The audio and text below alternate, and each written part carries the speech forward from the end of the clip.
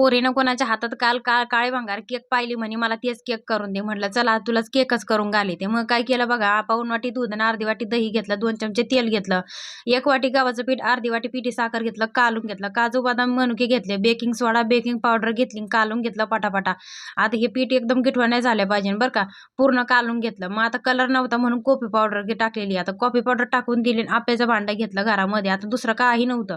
आप्याचं भांडं घेतलं, त्याला तेल चोपडून दिलं, बारीक गॅस ठेवला म्हणलं, आणि त्याच्यावरती काय केलं, चमच्याने थोडं थोडं हे टाकून दिले आणि 3 मिनिटं झाकण ठेवून दिलं. 3 मिनिटानंतर असे छोटे छोटे केक तयार खायला झाले. तर छोटे छोटे सजून धजून काजू पण लावून दिले होते, पोरीला काजू लय आवडत येतं, मग काजू पण लावून दिले होते. म्हटलं चला आता काहीतरी नवीनच खायला झालं. पोरगी इतकी खुश झाली आणि आता डबा भरून ठेवलेत केक, आठवडाभर तर चालतीनच. मग तुम्हाला आवडले की नाही हे गव्हाच्या पिठाचे पौष्टिक असे केक?